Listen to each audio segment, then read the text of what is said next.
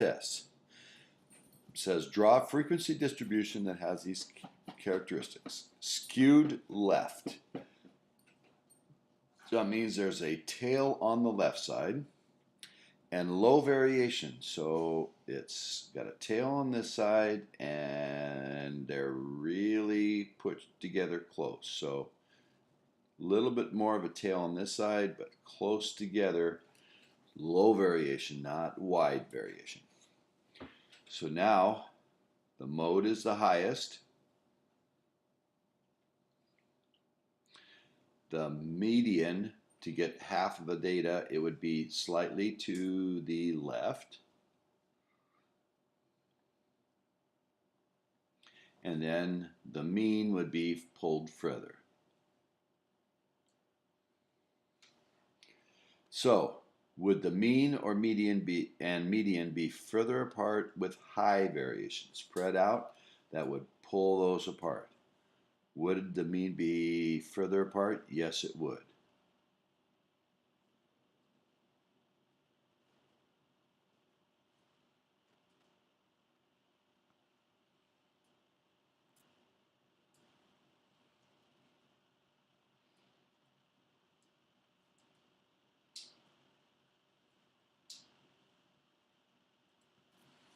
Okay. 4. A firm with a highly paid executives, but low wages for the workers. So we have this firm. A few high paid executives, lots of low wages for the workers. The workers are arguing for better pay. Would the workers use the mean or the median? So if there's a lot of workers and then some high executives, the mean would be higher than the median.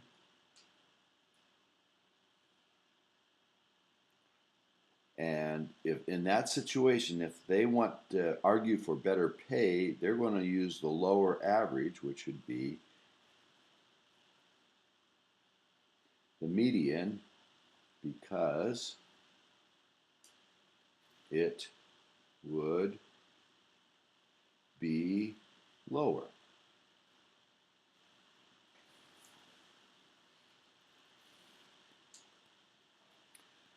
Okay, I rolled 2 fair dice 30 times and counted how many sums is 7. I repeated it 25 times, so there should be 25 numbers here. And I'm going to start off by trying to put them in order. So I have 1, 3. Then I got 1, 2, 3, 4, 5, 6, 7, 8 fours.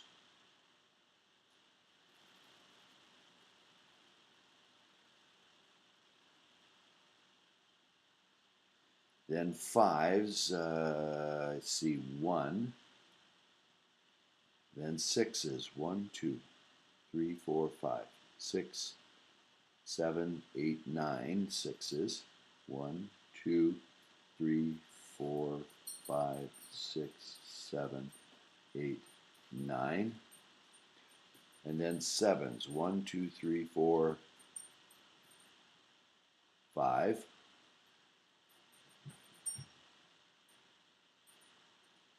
And then 1, 8. Let's make sure I've got all 25. 1, 2, 3, 4, 5, 6, 7, 8, 9, 10, 11, 12, 13, 14, 15, 16, 17, 18, 19, 20, 21, 22, 23, 24, 25. Got them all.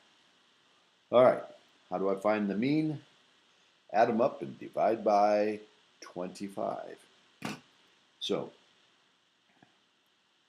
that's 20. And let's see, 1, 2, 3, 4, 5, 40. 1, 2, 3, 4, 5 is 30, so that's 70. 1, 2, 3, 4, 90, 70, 80, 101. And 1, 2, 3, 4 is 28, 129, 137. Divided by 25 is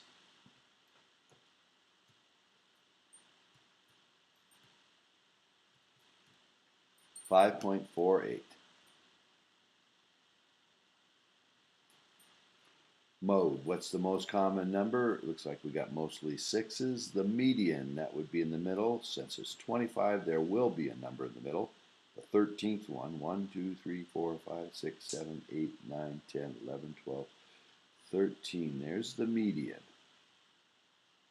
And as long as I'm here, let's figure out the quartiles. So since this is in the middle and is that number, then we don't use it when we find the upper quartile. So we look at these, and so there'd be 12 here, so it'd be halfway between 6 and 7. 1, 2, 3, 4, 5, 6, and 7. So it'd be 6.5. Down here, 1, 2, 3, 4, 5, 6, and 7 would be 4. So we got 3, 4, 6, 6.5, and 8 as the two key 5-number summary that we're going to use later. The range, so that would be 8 minus 3, which is 5. The standard deviation, well, if it's over 16, we do the range divided by 4, which is 5 over 4, or 1.25.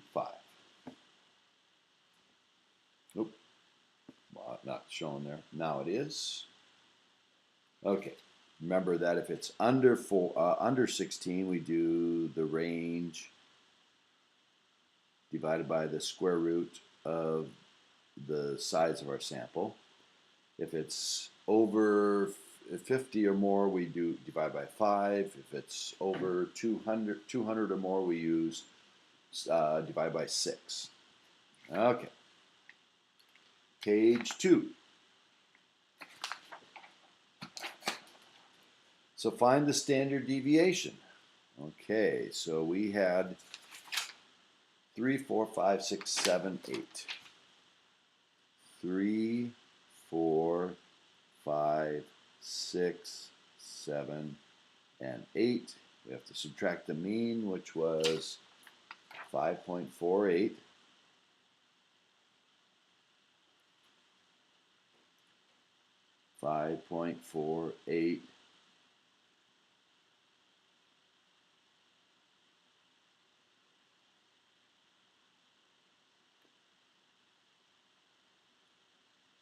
And that's how much each number is off from the average, and so then we square that to get all of these. But we have to do it for each data value. Well, there were how many 3s? 1, 3, let's get them here. 1, 3, 1, 2, 3, 4, 5, 6, 7, 8 4s, 1, 5. Times 1 for 3, times 8 for 4, times 1 for 5. 6s, there were 9 of them, wasn't there? 1, 2, 3, 4, 5, 6, 7, 8, 9. 5 7s, 1 8.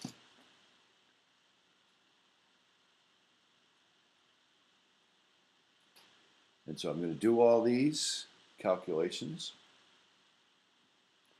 So I'm going to put it over here so I can write on this. Get that reflection out of there. So we're going to do 3, back up, parenthesis. 3 minus 5.48, close parenthesis, squared, times 1 is 6.1504.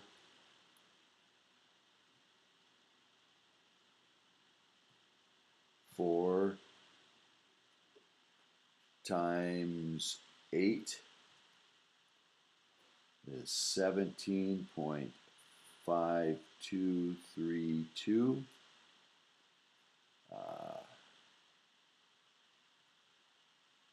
One of these where it's a 5, and that's 0.2304.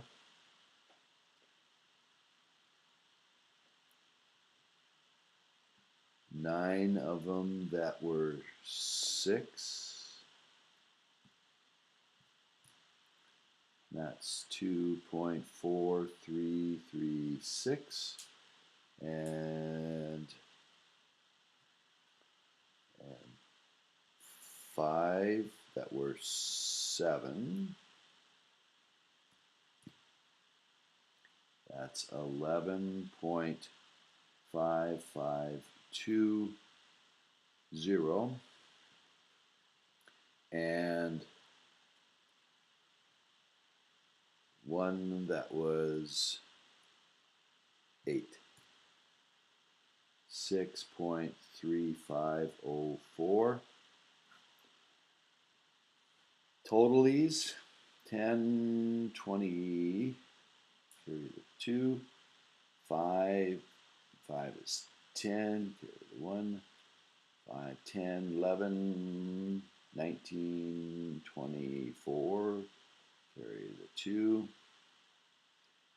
3, 8, 10, 19, 22, carry the 2, 23, 25, 27, 38, 44. So I would do the standard deviation would be the square root of this total after we divide it by the number we had in our sample. There was 25 of them, so it'd be divided by 24 and minus 1 because this is a sample. There was 25, wasn't it? Yeah. So I'm going to take the square root of 44.24 divided by 24. And I get the standard deviation to be 1.36. Close enough. That's approximate. Okay.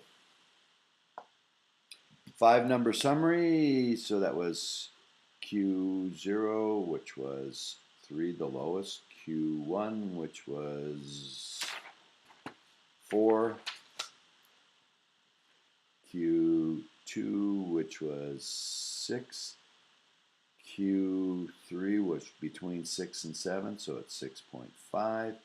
And Q4, which is the largest, which was 8. So if I make a box plot, I've got to have somewhere 3, 4, 5, 6, 7, 8 equally spaced. At the middle, at the median, I make a mark at 6, 6.5, and 4. And there's my inner quartile, 6.5 minus 4, it's 2.5 is the inner quartile range. And then to figure out the fences, I take 1.5 times 2.5, and that is 3.75. And I add it on to the upper quartile. That's 8, 9.25, 9, 10.25, excuse me. And I subtract it off the lower quartile, which is 0.25. So the lower fence is clear down here, not at 1, but just above 0. And the upper one is at 10, 8, 9, 10.25. And so my max was 8, so I can make the whisker go solid all the way to there, and to the lower one was 3, so to there. So this is kind of pushed together, not real high variance on it. Are there any outliers? Well, 8's inside the fence, and so is 3, 3. So no outliers.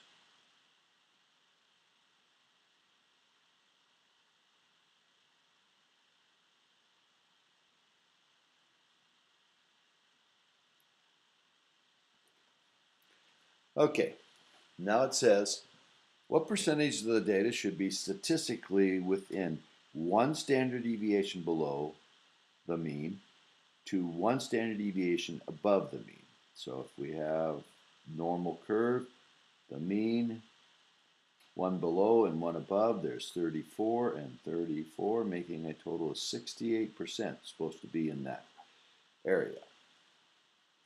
Now the mean was 5.48, standard deviation was 1.36, so we add that on. 5.48 plus 1.36, we get 6.84. And take it off. Then we get 4.12. So 68% of the data is statistically supposed to happen between 4.12 and 6.8. So 4s won't count, but all the 5s and all the 6s, the 7s will be too high. So the 4s and 5s. There were 8 4s and 1 5, so there's 9 out of the 25 that were, oh, all the 4s, all the 5s, and the 6s, excuse me. Not the 4s. Excuse me, not the 4s. They aren't in there, but 5s and 6s. So that's 10, excuse me. 10. Make sure I get this right. 10 of them. 10 out of 25 is 40%. Supposed to be 68, only 40% were there. Okay. Next page. If these were a random sample, what would be the mean value for the sums of 7s for the whole population? Well, you always assume that it's going to be the same as the sample mean. So we would say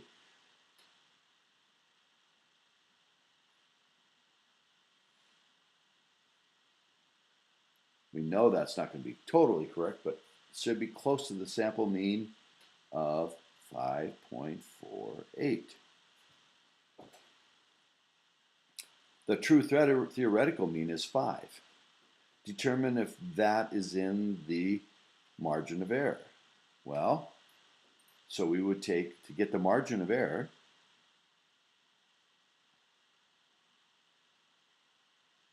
you take 2 times the standard deviation, 1.36, divided by the square root of the size of the sample, and that was 25. So we get a margin of error of 2 times 1.36 divided by the square root of 25, which is 5, and we get 0.544. And we're going to take and add that to and subtract it from the mean. So we got 5.48 plus 0.544, which is 6.024. The lower end is going to be that with a minus, which is 4.936.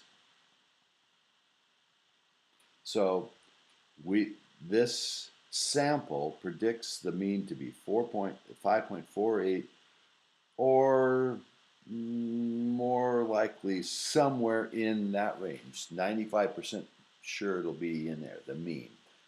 And the true mean is in there.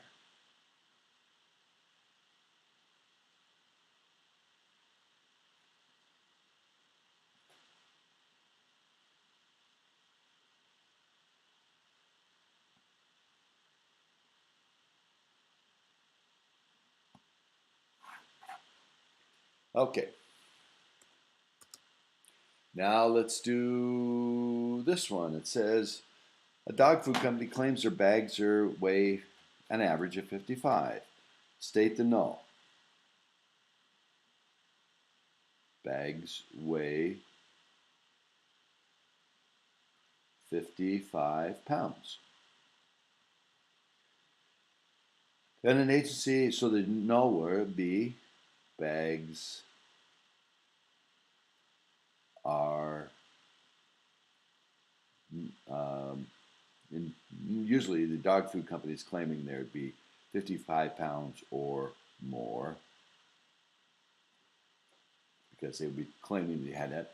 Bags are less than 55 pounds. So now we've stated the null and the alternative. Determine which of the two results, and that's going to be either we accept the null or we don't accept it. We just say we don't have enough information to do anything, or we reject the null. So now the sample got a 52 for the mean, which is low. Is it low enough to reject the null? Well, that depends on the confidence interval. So they have a standard deviation of 5, and so we take 2 times the standard deviation divided by the square root of the size of the sample. That was 100. 2 times 5 is 10. Divided by the square root of 100 is 10, so it's 1%.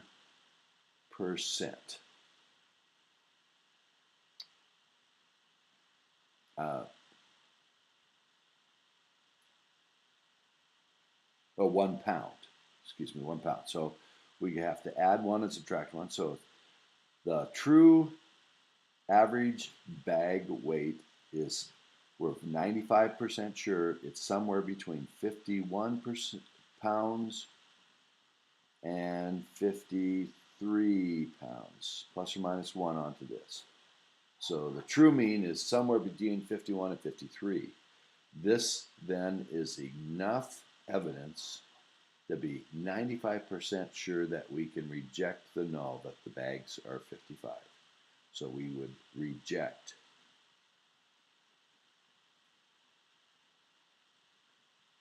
Okay. This one. Now this is a percentage problem here. So we take the margin of error is 1 over the square root of n, which is 1600. So that's 1 over 40, which is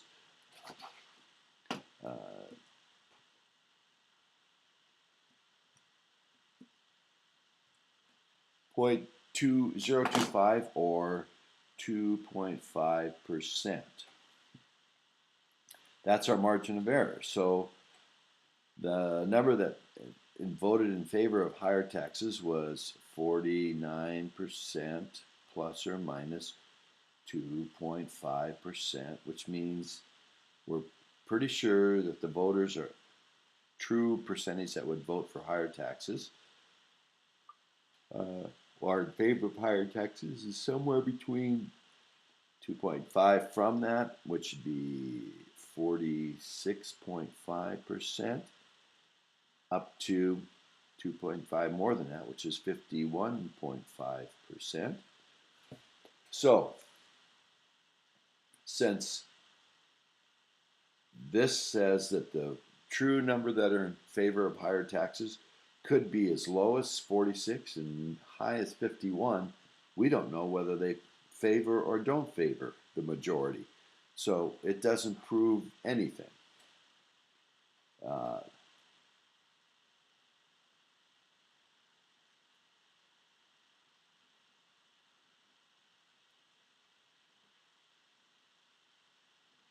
You can't say it is not. We can't reject the idea that they are in favor, and we can't prove that it does. In fact, you never prove. You'd only have a strong indication if this interval was under 50%, the high end was under 50%, then you'd have a strong indication that they do favor it, but it wouldn't prove it.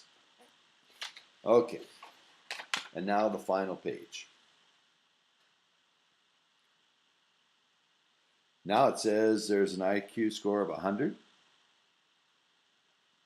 That's the mean of them normally. And we've got a score of 95, which is just a little bit below. And it asks what percentage of the population's above.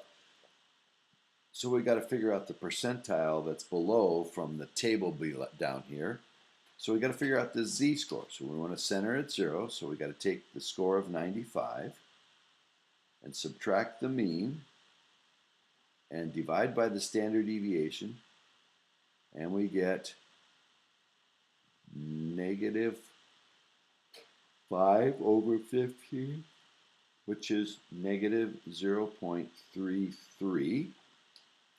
And negative 0.33 is somewhere in between these two numbers. So we'll just call it 37%. No, 33, yes. So we'll call it roughly 37th percentile. So that means 37% are below, but I asked what percentage of the population has a higher IQ.